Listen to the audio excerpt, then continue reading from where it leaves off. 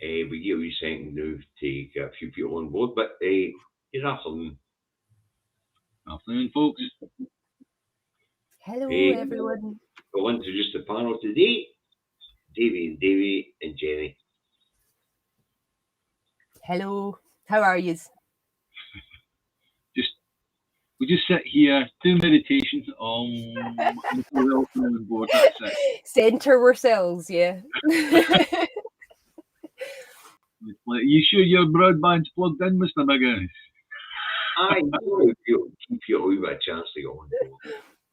Yeah, it's just there we are. There Join we the go. van driving legends of First Up. Hey, you must have revved up, blooming track engine as hard as they possibly could. So There we go. Wow. Wow. Hi, everyone. rises quite quickly actually. Yeah. I've just put Facebook up to see what's happening there. And that And one, yep. Hi, Chris. How are you? I love that name. I think that's wonderful. Hi Jenny, you know a lot of people on the YouTube feed. I was talking with Chris earlier on Max's stream, like the Sunday brunch stream. Chris on. Hi, Chris. How you doing? Mr. E, Brian Stewart, Christine Coyne, Stephen Charlton, Don. Hi, Don. Struthers Brown. Let's see. That's awesome. Hey, Jenny, I'm Oh, great. we've got Germany on board today. We'll get viewers in Germany today. Yep. Hi, Duisburg. How are we today? John Wardrop.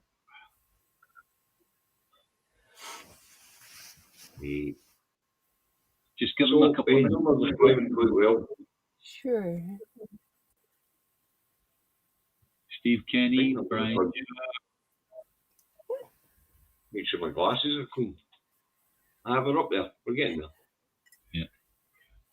So anyway, David, what's the running order? Yeah, very, very simple. We've got Jenny on today. I'm not going to say anything more about Jenny just at the moment because she's going to say it all, right?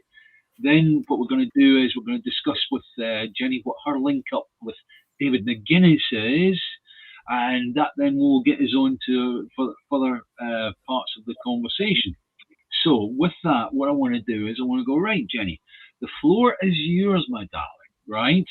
I'm a Martian, landed in front of your house for the first time, just popped out my spaceship, and I want you to tell me everything about you, name where you live, like the fact that you're next door to the main central headquarters for the Orange Order. No, I'm only kidding. Yeah. And everything about you and what you're doing at the moment and what you've done with your life so far, right? Please carry on. You have Well, the floor. initially, I would apologise to you as an alien landing in the middle of Bridgeton. I think I'd have picked somewhere more scenic, maybe less contentious, possibly. So I'm Jenny. I run Random Scottish History. It's a website. Well, it began as a website, rsh.scot. We've got like 150 odd videos on YouTube now. Published a whole bunch of books off the back of varying projects. It is Random Scottish History, so these are pretty random projects that I undertake to do, mainly off other people's suggestions, actually. So they end up being contributors to the site, you know, like I credit these people for putting me on the path of whatever project I end up on. So that's basically what I do. I kind of, prior to the 2014 referendum, I was a no voting Tory. I'm very open about that. It's how I was brought up. But it was a very important election. So I felt like I needed to learn a wee bit about Scotland in order to make the decision, because you can be told a thing and brought up being taught things, but not actually know a thing, you know? So if I'm told my whole life, well, Scotland's going to end up a developing nation if you go it alone, then I'm buying that, but I don't know why. Why would we end up a developing nation? Why would it not be more positive than that, you know? So I thought I'll go to the history books. I stuck to pre-20th century publications and history, mainly because the First and Second World Wars really tainted everything that came after. That was like some super propaganda from the British Unionist side, the idea that we were all one people, one nation, one country, in it together. And a lot of people are still buying that. And they forgot their history, they forgot their culture and traditions. The Unionists of the pre-20th century were very much pro-Scotland, pro-Scottish nationalist, pro-Unionists. They were country before union. They were only in it for what Scotland could get out of it. They were in it for whatever was going to benefit Scotland. Thereafter, the Unionists of today, off the back of the First and Second World War, is union before country, because that's what that propaganda led to. And it's had a real lasting, insidious, centralizing tactic throughout everything. But I mean, that started from the get-go. It's always been a tactic of Westminster to do that, to centralize everything to England, to the point where we had the Reverend David McRae in Dundee speaking at school boards, talking about how Scottish textbooks, Scottish history textbooks published by Scottish publishers for Scottish schools were replacing the word British and Britain with English and England, which in a lot of cases actually changed the entire context of the history the children were reading.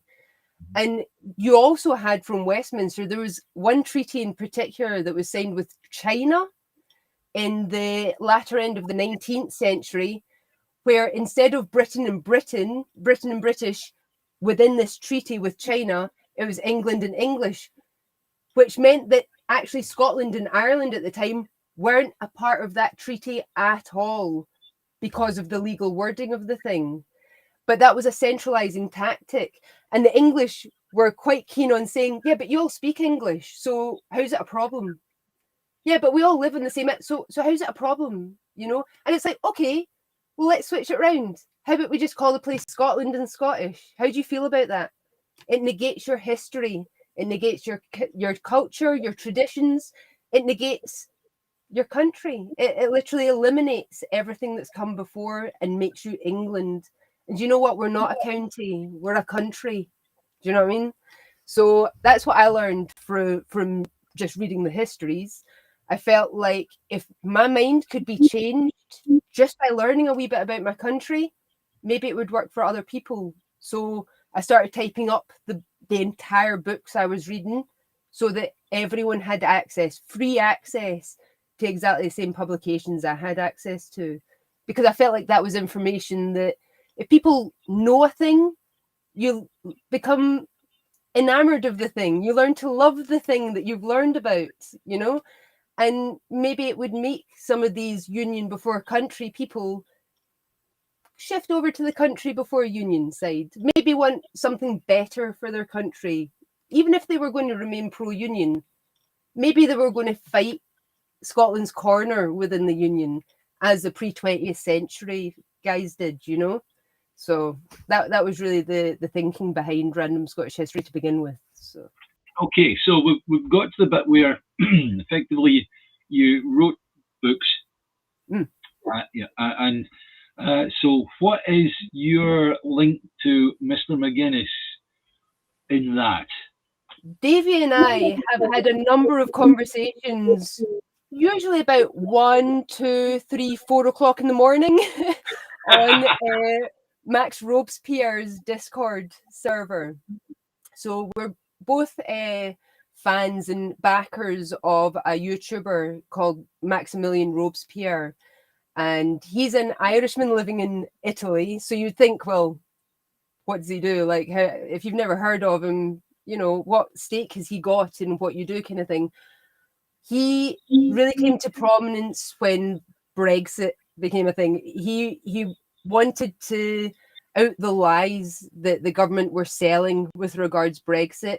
And he talks a lot and really bears the bones of British propaganda and what's happening in the UK at the moment. It's all very British politics, you know, but he's straight down the line with it and he'll just say it as it is and he'll call people out. And he's quite kind of entertaining to watch in a lot of cases, especially when Sir Ron Venti makes an appearance, you know. So yeah, so that's how I met Davey here. So we've had a few conversations, and then off the back of that, Max and another YouTuber called Political X, a guy called Alex Kerr, had us on a show as just kind of talking heads on a show called The Sunday Roast, where we got into kind of Scottish politics and how the situation, how contemporary situation at the moment kind of looks from a Scottish perspective, you know, like how we're seeing the events of just now as they're unfolding. And really it boiled down to the fact that especially the people I speak to now, they very much see Westminster as foreign politics. This is English politics and it's going wrong. That we have another path, we have a way of exiting this mess, that we have our own government that we vote for and are represented by, where we're not represented properly at Westminster. And that was really kind of how that conversation went, mainly. Like, so that's how I know Davey, and I sent him a bunch of books off the back of that because we had a wee bit of a disagreement before the show started. Like, so I sent him a bunch of books to clarify my position. Jen, let's have the name of the books, each one, in order of importance. Leave the most important one for the end, right? And tell us a little bit about them. Well, the first book that I came out with, and again, I don't write the books. I publish other people's writings on subjects. So what I tend to do is I go to the newspapers. If it's the railway stuff that I'm doing, then it's the Scottish Press that I work from, and it's it's literally any incident of note that's ever happened on any of Scotland's railways, and that formed quite a. It's a bit gory in a lot of cases. They get into quite a lot of detail, but what's good about the newspapers is that the reporters are so keen to get out there and report a thing that there's very little whitewashing of a situation the moment it's reported. The whitewashing comes after the fact, and by historians that come after and use it to form whatever bias that they want to put out there. You know, the press of the time is actually quite good just for finding out actually what people thought of a thing. So that formed the basis. I used the British press, the wider British press, to publish our first book. And that was a project that was inspired by a Scottish author called David Taylor. So he gets a hold of me on Twitter and he asked me if I was able to find correspondence mainly that showed Scots' feelings towards the Union, but especially pro-unionists that weren't afraid to out the grievances that they had with the Union. That was what interested him the most. And of course I can do that. That's literally what newspapers are full of, is correspondence from people on their opinions of whatever subject is being talked about at the time. So I started researching that for him, but I just realized the huge amount of material that I was coming across. And I was like, listen, Dave, I'm giving you all this stuff and you can make of it what you want, but I'm going to have to publish this stuff myself because people kind of need to know this. They need it all in one place where they can just see exactly how Scots took the Union, what they felt about it, where they felt it was going wrong, because so many of the arguments that these people are using literally from the time of the Union up until 1900, because again, I work pre-20th century, these are all arguments that we're literally having now. I kept coming across these people on Twitter and social media and stuff going, but what about blah, blah, blah. I'm like, what are you talking about? That's a question that's been asked and answered so many times over the past 3 centuries. Are you kidding me? Let me show you how. Do you know what I mean? I would publish just like wee snippets of articles and go, check this out. And people go, what the hell? That's so relevant to today. I'm like, yeah, but that's from 200 years ago. We're still fighting the same battles. What the Treaty of Union Articles book shows you is just how we're going in the same circles, having the same arguments, fighting the same fights and getting nowhere. And then it just shows you how much change is needed, you know, we just now have to do a thing.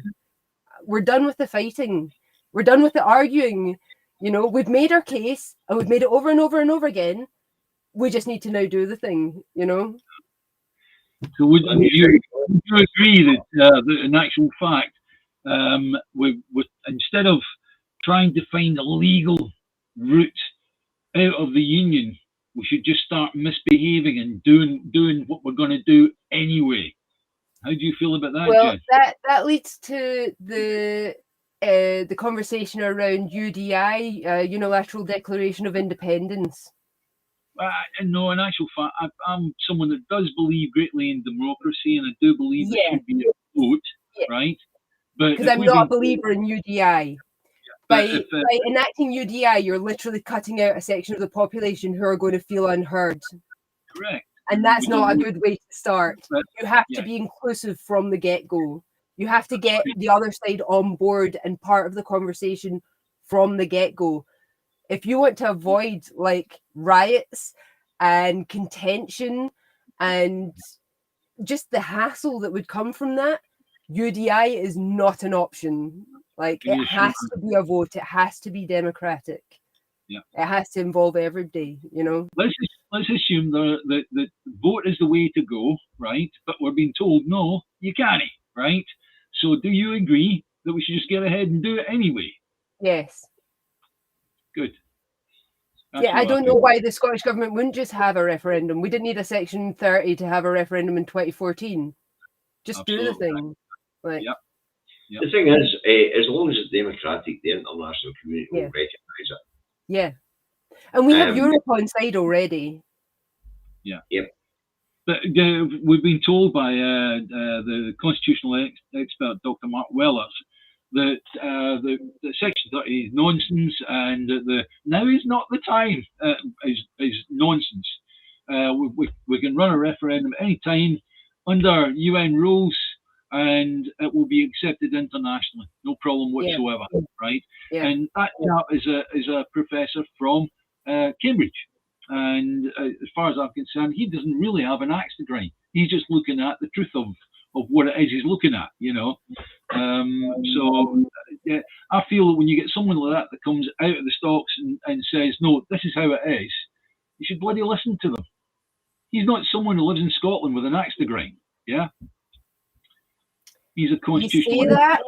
Yes, he did. But everyone has a bias when it comes to union. If you live in the UK, you have a bias. You're either for it or you're against it. So he can say that he doesn't have an axe. You can say he doesn't. He does. He does have a perspective on this. He is going to have a bias, as are the judges that are deciding the case at the moment. Or not.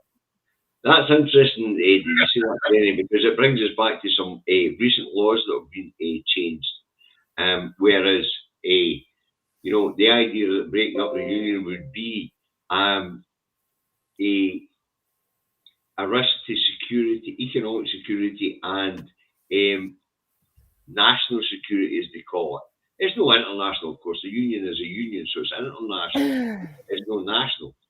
But they have passed recent laws, the borders, nationality and borders law, the police crime sentencing down the road that doesn't apply to us. And then with the security laws, where you can be considered to be an extremist or a terrorist if they deem you to be a risk to national security or economic security. Very interesting bills have went through down that road recently. People are not paying that much attention to them. I actually got denied my Disclosure Scotland for a job actually working with Disclosure Scotland because I've been arrested by MOD police, guys with guns over at Faslane Naval Base. They already see me as a terrorist. I ain't got nothing to lose. No, listen, I understand that personally. Talk about how it could affect the Supreme Court's judgment because of these new laws. Like the nationalities and borders, and of course the what they call the overt a human sources bill. Right. But, I mean, it seems like the US have more say in our security than Westminster does. The Greens tried to find out, they put in a FOIA request to Westminster to find out what was happening on Machrihanish. because there's an airbase there and there was a lot of activity going on. So they put in a FOIA request to the Westminster government because they're like, listen, we're in the Scottish government. We should kind of know what's happening on Scottish ground. And the response they got was, you're going to have to ask the US.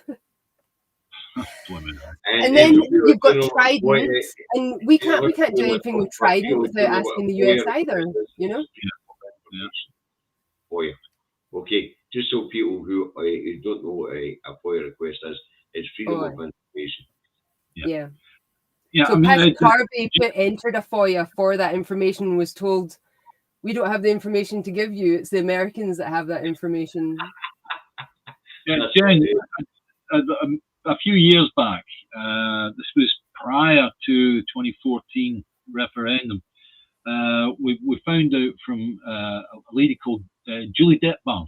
You may or may not know of her. She's on Facebook a lot. She's one of the researchers for the National Archive. And she found a lot of old, recently declassified papers regarding oil on the Clyde, and the fact that it was knocked back by the then Thatcher government in response to the Americans saying, who were in Holylock at the time, saying, we can't get in and out with our subs if there's oil operations going on here. Yeah, Phillips Petroleum, we're interested. Chevron, we're looking to build a refinery on Hunterston Quay, Hunterston Point. There was even a program on Tomorrow's World. Do you remember Tomorrow's World on the TV? They actually talked about the Hunterston Point and what was going to go in there, right? Okay, but so I wrote a blog on it, right? But the fact of the oil being knocked back like that, and it was all due to the Americans putting in a complaint to Maggie Thatcher, and then that being carried forward to junk the whole thing. Yeah. You know, wow. And now who's deciding the Ireland issue? Literally, Biden just came out with a deadline for Westminster to sort out that Irish protocol. Because what Westminster, I think, has yet to realise is that they're very much a subsidiary of the American government. Yeah.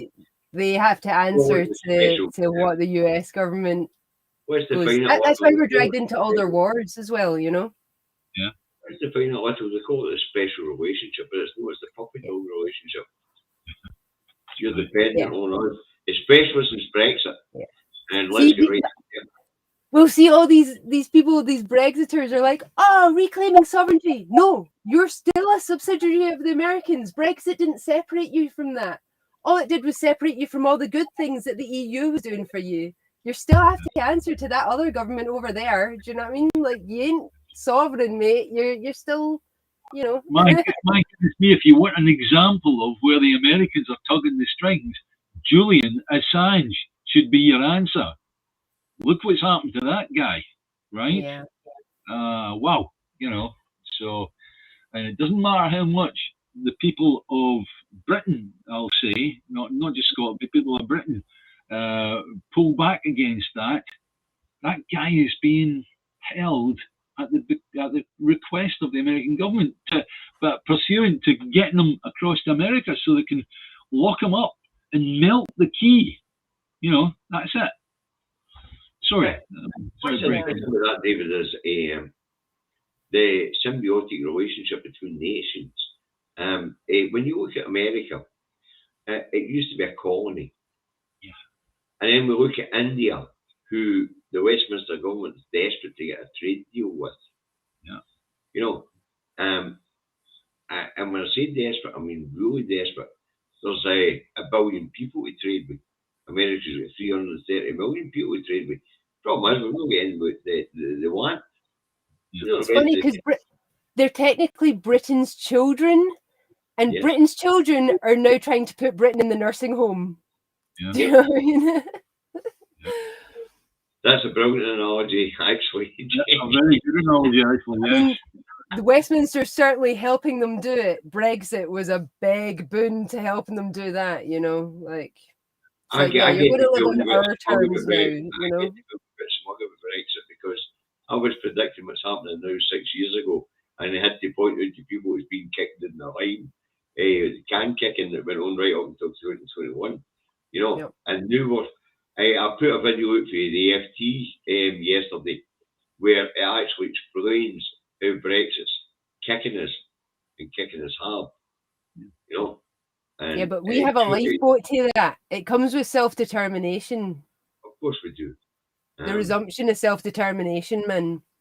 One of the things I want to say about that actually is, if we look at the split between the Czech Republic and Slovakia, which used to be Czechoslovakia, the violent divorce, as we all know, over the last 30 years, and they've only been in existence as two separate nations for 30 years, their trade has diverged. Before, they used to be each other's biggest trading partner. Yeah.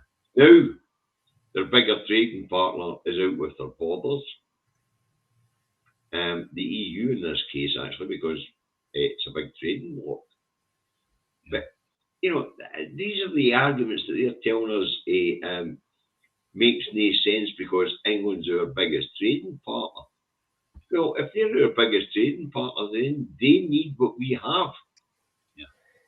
They're also the biggest robbers of Scottish wealth. Of so course. Balance that out, you know. Well, people don't get into this very often, but when we look at Scotland's balance of trade and the size of Scotland's economy compared to the size of the UK economy, then we realise that 8.3 million people are almost a quarter, probably about 22% of the UK economy, because we still have a diverse economy. We still have a manufacturing base and things like that. You know, so, and we have engineering expertise, and of course we produce fantastic food and drink, and we have a very well-educated population. Better educated, yeah. So that's always been the case. Never mind the resources that Scotland holds. Just think about the people and the skills that Scotland holds. That itself is a selling point to the rest of the world. And I've noticed in the last couple of weeks, and I pointed out in one of my videos, that Westminster starting to try and kick us on the idea that the EU wouldn't accept us. You know, but with you would be forced to join the euro, even though David and I have had to put a programme out to show you understand about the ERM, the exchange rate mechanism, right? And then last week we were too poor. Our deficit was too big. Even though we know that the European Union is changing the rules on deficits because of the pandemic. Mm-hmm. You know, Project Fear is really in full flight at this point in time. Yeah. Fear, uncertainty and doubt. Fear, uncertainty and doubt. That's the name of the game at the moment, guys. That's actually Murdo Fraser's. That's Murdo Fraser's name. Murdo the Fud. Yeah. I think in actual fact, if we are going to start, if we're going to start misbehaving, then I do suggest that we start employing some fear, uncertainty, and doubt ourselves, right?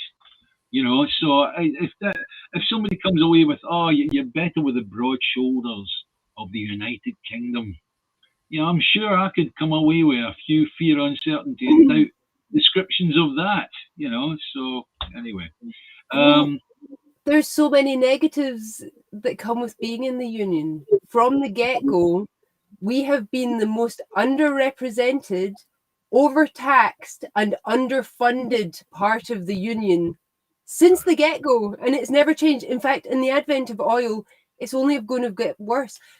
By the end of the 19th century, you had Charles Waddy and others of his ilk literally putting out the country's finances and going, what the? We're being, by the end of the 19th century, we were already being overtaxed to the tune of almost £80 million a year. It was 1910 they stopped publishing the financial figures for Scotland because what they were giving back was embarrassing. And that's when Ian, was it Lawson that came up with or was it Lang that came up with the Gers figures to underplay Scotland's wealth, which is really interesting. And yet, when we sit down as grown-ups and have a look at Scotland's wealth and resources, then there's no a unionist in the land that can say that we are a poor nation. See the figures that keep getting bandied about the Scottish resources being exported from England and therefore being counted towards England's export tallies and going into the English exchequer. We've all seen these graphics on social media a lot, especially where it comes to whiskey, right? So the moment that we regain self-determination and there's a border there, everything that crosses that border to be exported out of England, that's money into our coffers. That's no longer money into their coffers. Plus, we're no longer overtaxed because the Scottish Government now under the SNP have a track record of properly taxing the richest of the country so that they can provide for the poorest of the country, which is how it should be. What's interesting about Jenny is when we spoke this on the Sunday roast, Political X was absolutely flabbergasted at the idea that we had a different income tax system. Yeah. When we explained to them that we were fans. Well, it was highlighted recently, wasn't it, with that England's change? They were like, oh no, we're going to lessen the tax. And then you've got Douglas Ross coming out going, yes, the SNP have to follow suit. They have to reduce the tax. Can you imagine if she'd done that? She'd have had to have U-turned as well, along with the fuds down south. We'd have looked like fucking idiots for doing that because we're not idiots. We know how to run a country. We've always been frugal. We've always known how to govern ourselves and do for ourselves. And the very fact that Westminster's put the financial constraints that they have on our country for so long, and yet we've still been able to accomplish so much despite those being hamstrung at every turn, means that if we were in full control of our resources, think what we could do with all that income. Can you imagine? Yes. Can you imagine? We've literally had centuries of learning how to responsibly budget for a thing. Can you imagine when we've got all that wealth to ourselves? What can be done with it? The infrastructure. And we're going to need infrastructure. Because, well, once we get self-determination, all the fuds for down south are suddenly going to be crossing the border because suddenly we're going to be in the EU. They're going to have free trade, free travel. They're going to have like everything that they've lost with Brexit. So they're going to bloody have to start planning to build more houses because we're going to need them because we're going to have a population explosion in the event of a self-determination. Can you imagine? What's interesting, Jenny, in recent politics and right up to date politics is that Jeremy Hunt is now looking at changing or adding tax bands to the system in England. And the November 17th fiscal policy statement is about to be given, or budget, whatever you want to call it. Right?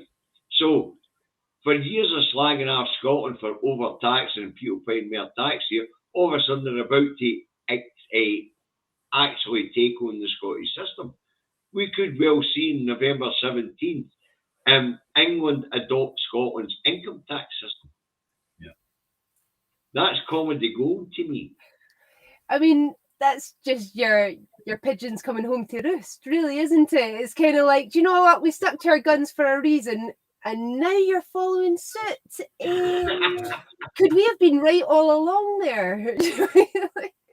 One of the greatest committee meetings I watched in Westminster was I think it was the 22nd of January 2022, when they had the health experts in, and there's this health expert in for Sweden.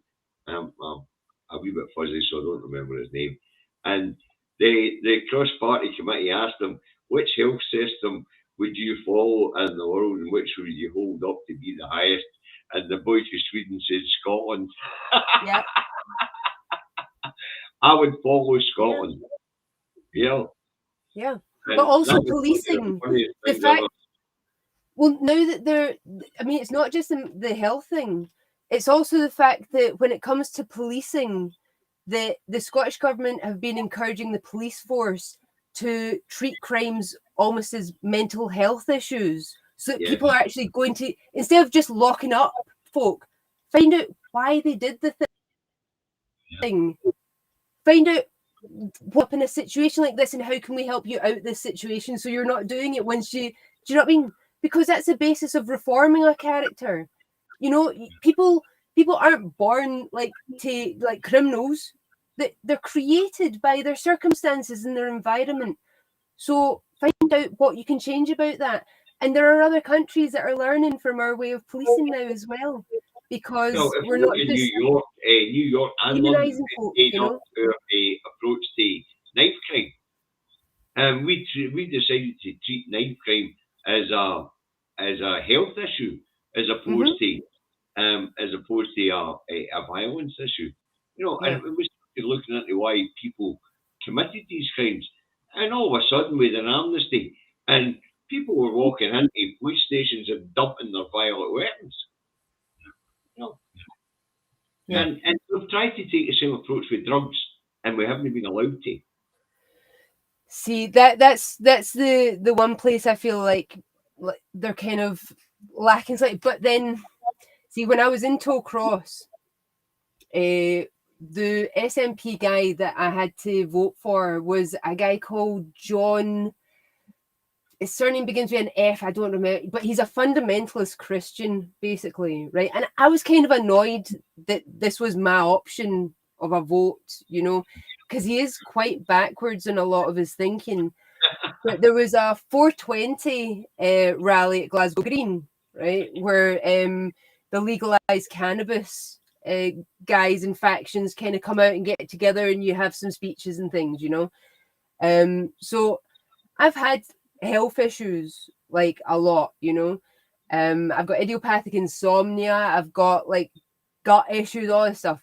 But you know what helped for a bit was being able to find myself a responsible dealer that I could, because it meant that not only did I have an appetite for the first time in like months at one point, and I was actually able to start eating, and I wasn't being like ill as much, I wasn't in so much pain, etc.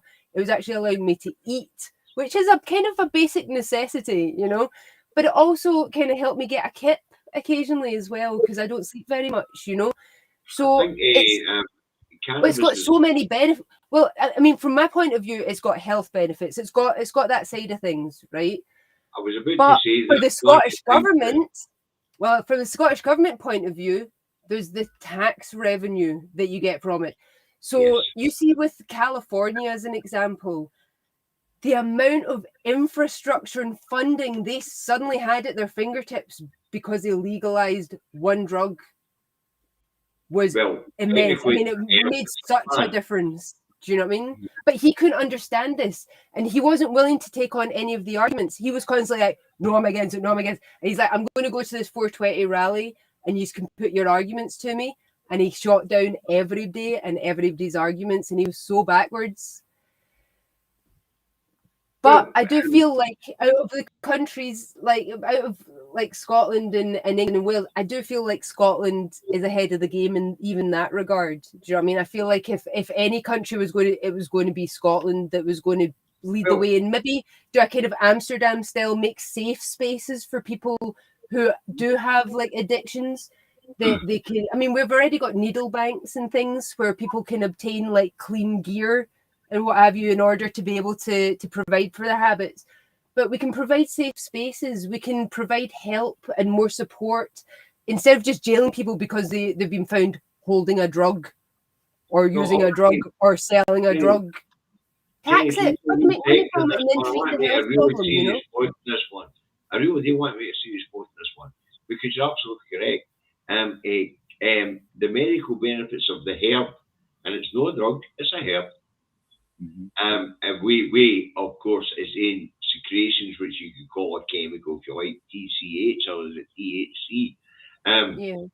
But I really think that Scotland will be at the forefront of this sort of medical research because we are always at the forefront of medical research.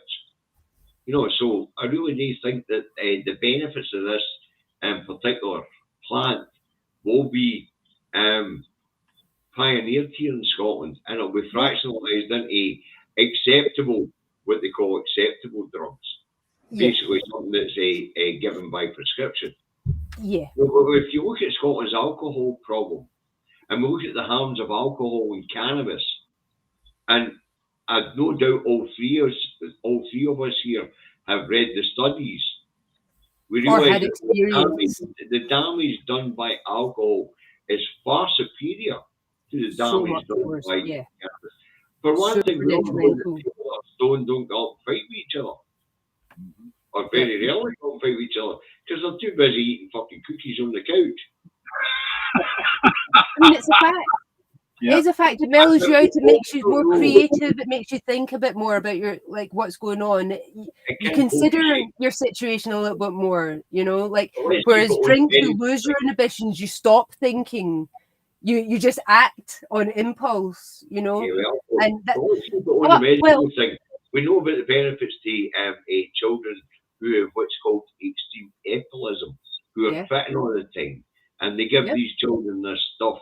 And what they call medical grade cannabis, they give it in a drop. It's an oil, and that sort of fitting stops. And then we look at a Parkinson's disease. I've watched a couple of videos where they've somebody who's shaking and can't be coherent gets a wee drop of this medical grade cannabis, and all of a sudden they're lucid again. A guy that when I was really suffering with the gut problems, a guy that I was seeing actually got started because he was growing for himself because he had a child with autism, and just a wee bit of oil in the morning meant that this child could actually suddenly interact with people and could just be more enjoyable to life was easier for this child suddenly. You know, the anxiety was lessened and he was able to take in more at school. He was able to learn better. It benefits this kid so much, you know. But also, I wanted to say Westminster are hardline against the legalization, right? But I'm sure there are Tories that either own or have shareholding in cannabis growing plantations abroad. I know this. I've heard of it. I just can't give names. Also, Ken, and you're right. I can't remember the name of it. I could probably Google it if I wasn't worried about the man. But there's a Tory minister, a Tory MP of the last administration, whose husband has a cannabis plantation licensed by Westminster in Kent. I'm sure somebody will put the information up in the comments. And here you have. How do they justify that?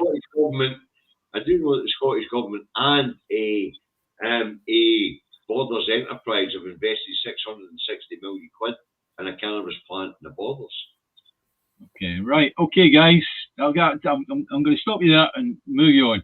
That was a party political broadcast, but on behalf of the legalized cannabis party. So, right. If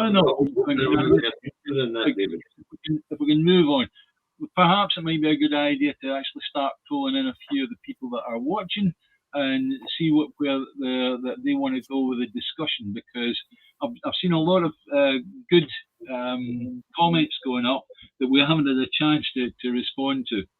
Right, okay then. Okay. Well, there's someone saying May's husband. Yeah. That Theresa May's husband actually has shares in the UK medical. There you go. Yeah. Okay. Oh, Chris, I'm sorry to hear that, darling. Yes. May's hubby. There's an interesting one, right? Group 4 security. I'll tell you something about that I kept an eye on.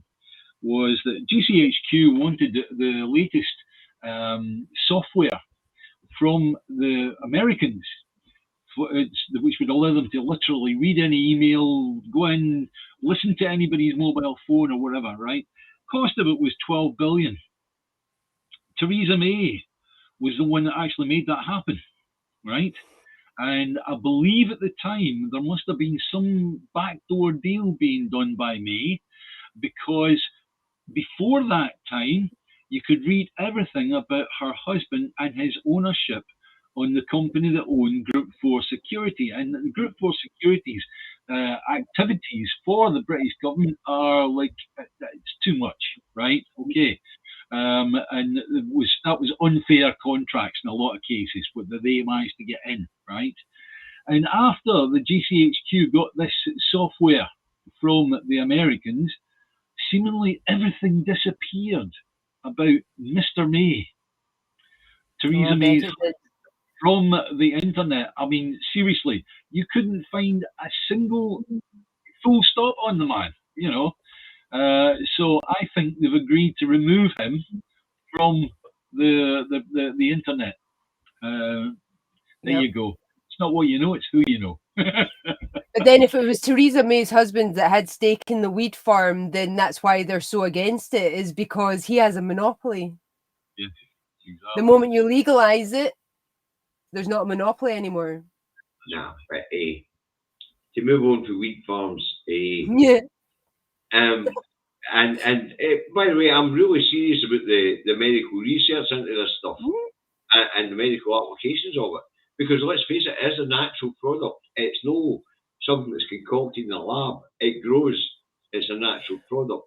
I can tell you, I donated eggs to my sister-in-law, and you might think this is completely off topic, but I was told that while I was undergoing the process, it takes a few months, I was not allowed to partake of what I was using to help my gut issues. I wasn't allowed to partake of weed in any form. I lost so much weight because my issues weren't being treated that I actually ended up unviable to donate eggs anymore because I was too underweight to be able to actually continue. So the NHS had a big meeting, and they decided at this meeting precedent that now people donating eggs, if they were treating an illness with cannabis, they were allowed to continue using that cannabis for the health issues they were going through and still be allowed to donate eggs. Yeah, as I say, I really want to have the subject to cannabis, but because people have really divided views on it. As I say, I'm keen on the medical research. I see it's the actual beneficial products which could benefit people. You know, especially in areas like painkilling and things like that, and also mental health, because apparently it has good effects on mental health. Yeah. Whereas we've been told it affects mental health negatively. Yeah. I think it can be adverse to some people. Yeah, but it's all about refining the stuff, you know, and tailoring it to people's needs. So I don't want to diss the medical research and I don't want to come down the side of anybody's recreational use, because let's face it, it's less harmful than alcohol. Oh yeah. So we can, but let's move on for that. So what have we made of the latest wheeze from the Labour Party this week? Do you know anything about it, Jenny? I think we discussed. Tell me what it is we're talking about.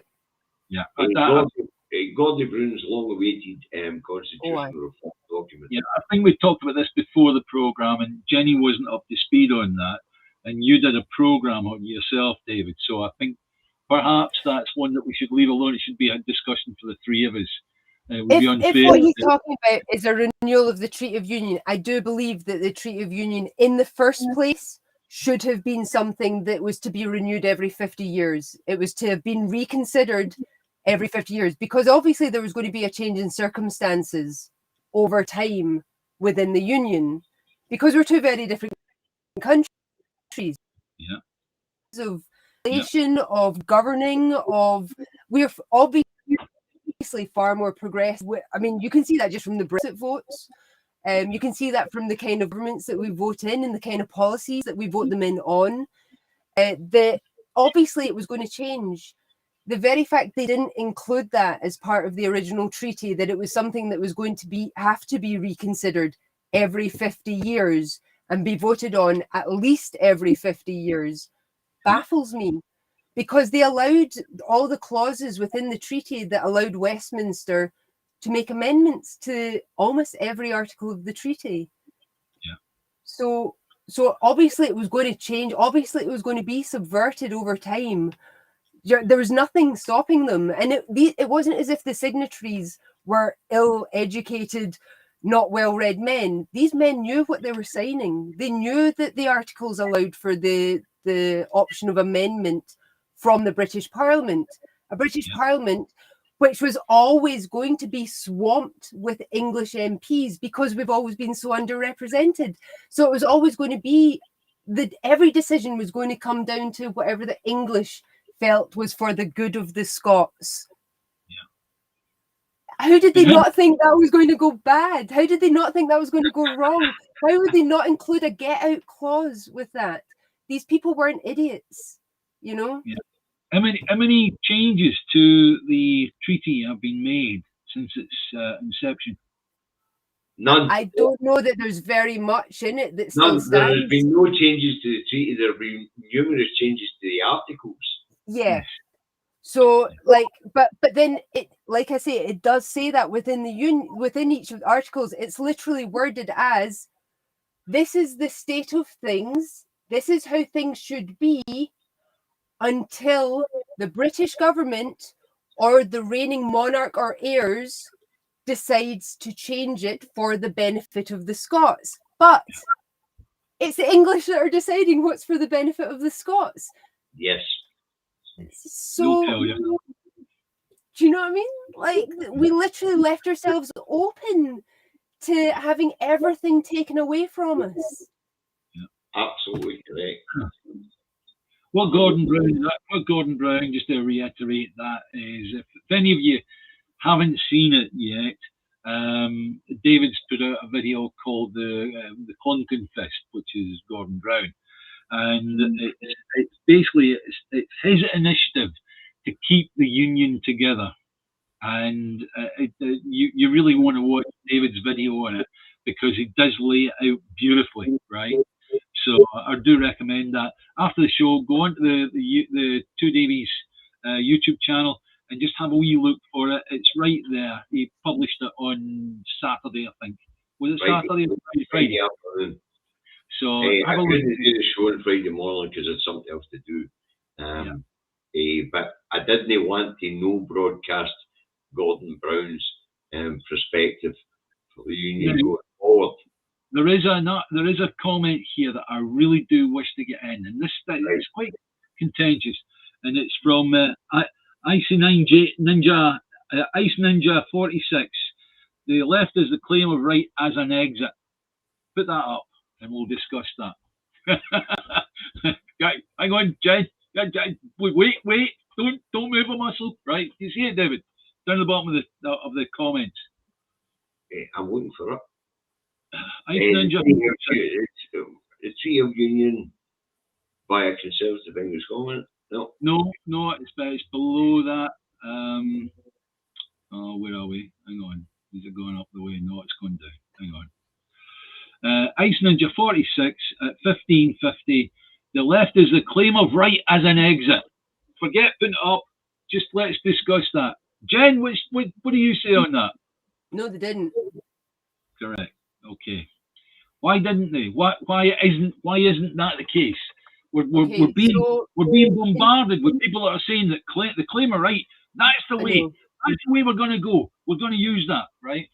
And I get the hope that's behind that. I understand where they're coming from. I get that, but it's reaching for straws, man. It's not something that we can base anything on. So, in 1689, we came out with the claim of right. Okay, so the claim of right was basically to tell any incoming monarch, which was likely to be chosen by England, that the Scottish people were not the subjects of said monarch, that we were sovereign, that the monarch was there for the benefit of us, not the other way around.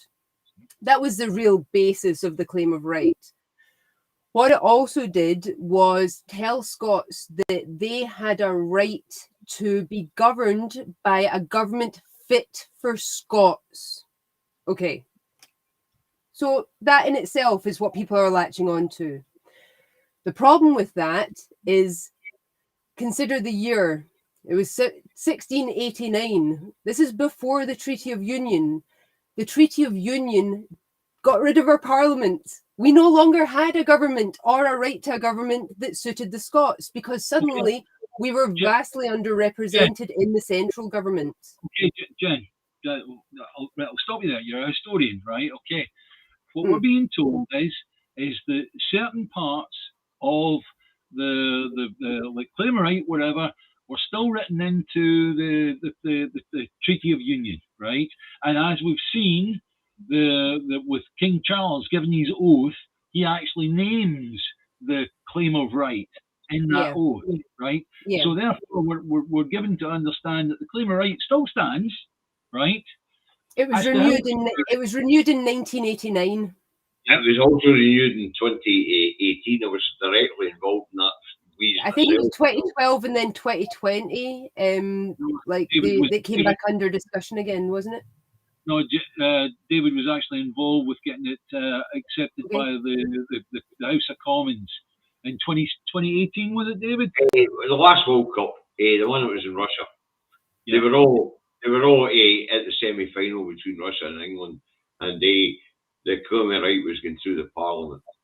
I was directly involved in that wheeze myself, so it has been recognised by the House of Commons, but it always going to be, because, as David has just pointed out, and you know this, Jenny, the constitutional arrangements in Scotland and England are, under the legal systems, different, as recognised by the High Court in England with Cooper versus the Lord Advocate in 1953.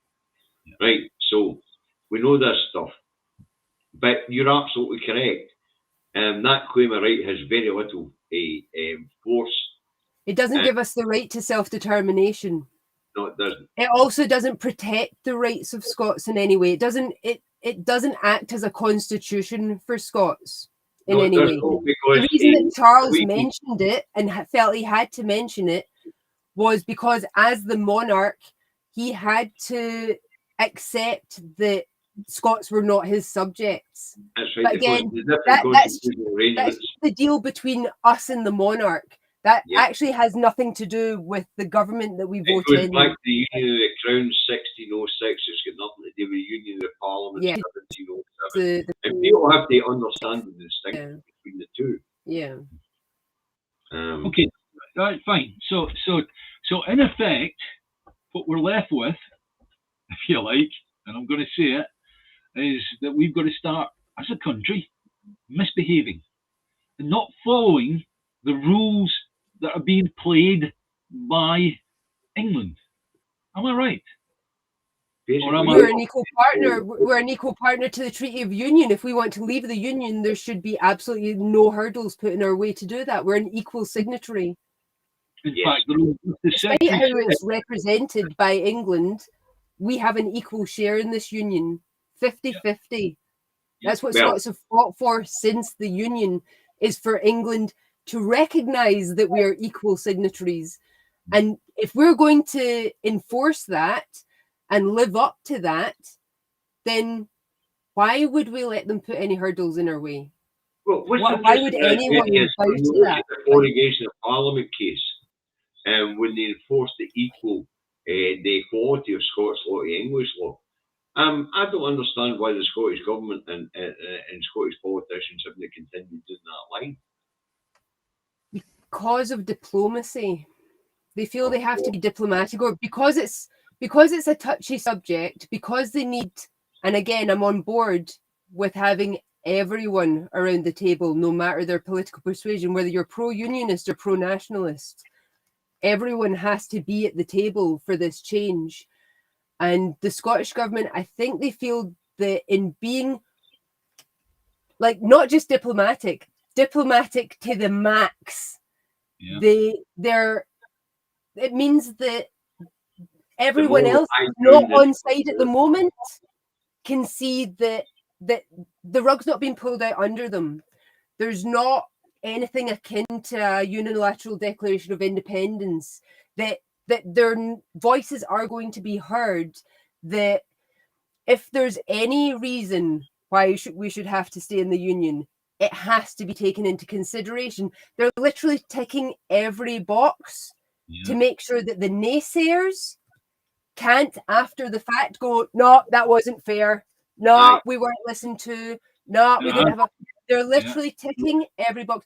What it's leading to is some of the more effervescent pro-self-determination Scots going, the SNP aren't doing their jobs. They're coming out. They don't want independence. They're slowing things down. They're not doing things fast.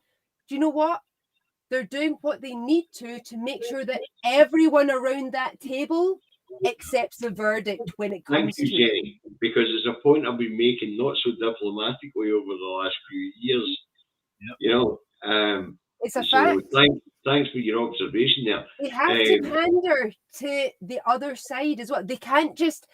It doesn't matter how many pro-self-determination Scots shout at them and tell them to do a thing and do it immediately. That's not going to, in the end, work out. That's going to leave the other side, the naysayers, as pretty disillusioned. They're going to feel as though the Scottish government have pulled the rug out from under their feet. What they're doing makes sense. Yes. At the end of the day, what they're doing makes sense. Okay, it might not be fast enough for some people. I understand that. I felt that way myself. But you have to take it from a diplomatic angle. You have to take it from the fact that the SNP aren't there just for the pro-nationalists. They're there for the Scottish people, even the pro-unionists. Yes. And they have to base every decision with that in mind. You know, saying that because we're about to end the show. We've just run over an hour. Oh, we've got Sarah Cat. Folks, we'll get Jenny back again because Jenny is not just so much fun. She is absolutely enthusiastic and bursts with life. The joys of being so much younger than David and I. Yeah. No, and I love you too, David. When we get the key to this house, we have to hand them to the children and sit back because Jenny is the person that's going to drive it forward. Jenny is a very... I refuse to become a politician, though. I refuse. I know. Me too. But Jenny is a very good reason to trust that we can hand the keys over and say, we've won the house, go on with the decorating. Right? We'll finish on a song. I believe the children are the future. Hey, David, you're not that young. Well, she may be young enough for JB, your child, but no, right. Right, kids, time to wrap up. So, what I'd like to say is... Good night, David. Good night. Jenny. Jenny, please come back again. Thank you so much for having me on. You guys are awesome. I appreciate it a lot. Keep watching the Orange Lodge next door. Keep spying on the Orange Lodge. Dude, they'll get it from me. Don't you worry about it. Right, we need to get this. Now, if you're on YouTube, hit subscribe, hit like, hit the bell notification. If you're on Facebook, give me 5 minutes to make this video public. And support your independent media. And support your independent media, especially your Jenny here, because she's brilliant. And that only leaves one thing left today. Bye, Jenny. Bye, Davies. Bye, Davy. Bye, Davy. Right, mind, I'm going to click us off live stream, but we'll still be there. So stay in the studio for a minute.